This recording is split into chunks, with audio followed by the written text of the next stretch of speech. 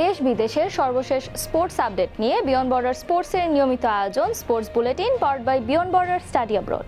আর এই আপডেট নিয়ে আপনাদের সাথে আছি আমি সুমাইয়া জাহান সামান্থা। চলুন দেখে নেই আজকের স্পোর্টস আপডেট।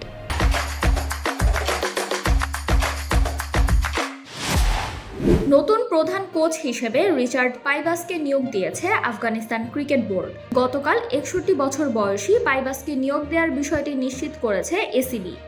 এছাড়া আগামী মার্চে শ্রীলঙ্কার বিপক্ষে সিরিজ দিয়ে শুরু হবে তার কোচিং অধ্যায়। বাংলাদেশ ক্রিকেট বোর্ডের গেম ডেভেলপমেন্ট বিভাগের নতুন চেয়ারম্যান হিসেবে নিয়োগ পেয়েছেন আসিফ আকবর।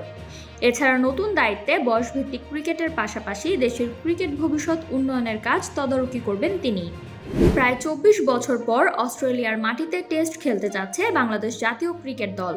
2026 সালের আগস্টে 2 ম্যাচের টেস্ট সিরিজ খেলবে বাংলাদেশ ও অস্ট্রেলিয়া, যেখানে প্রথম টেস্ট হবে 13 থেকে 17 আগস্ট এবং দ্বিতীয় টেস্ট হবে 22 থেকে 26 আগস্ট পর্যন্ত।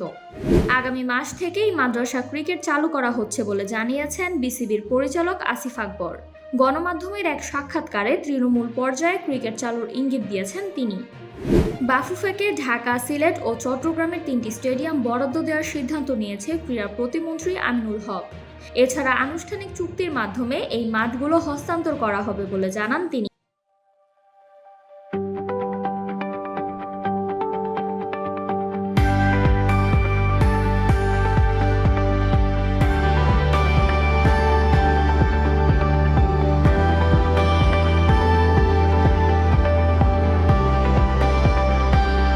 South Asian youth table tennis championship 2026-এর প্রাথমিক বাছাই সম্পন্ন হয়েছে।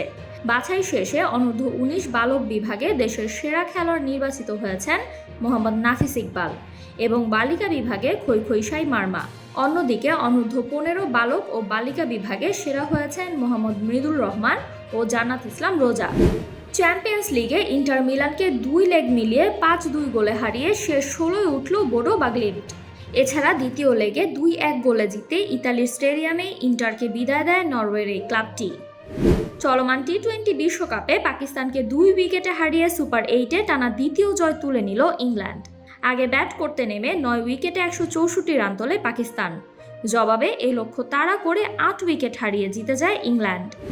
আর্জেন্টিনা ফুটবল অ্যাসোসিয়েশনের সভাপতি ক্লদিও তাপিয়ার উপর বিচারিক নির্যাতনের প্রতিবাদে আগামী 5 থেকে 8 মার্চ পর্যন্ত ধর্মঘটের ডাক দিয়েছে দেশটির পেশাদার ক্লাবগুলো, যার ফলে সব প্রথম বিভাগীয় ম্যাচ ও অন্যান্য লিগগুলো স্থগিতের সিদ্ধান্ত নিয়েছে পেশাদার লিগের নির্বাহী কমিটি।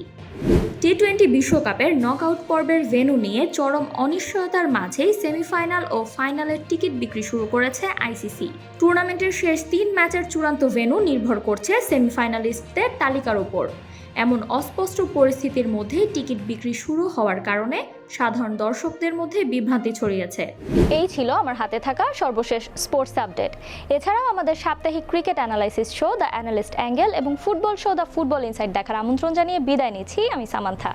আরও আপডেট পেতে সাবস্ক্রাইব করুন আমাদের ইউটিউব চ্যানেল এবং ক্লিক করুন বেল আইকন। ফলো করুন টিকটক ও ফেসবুক পেজে।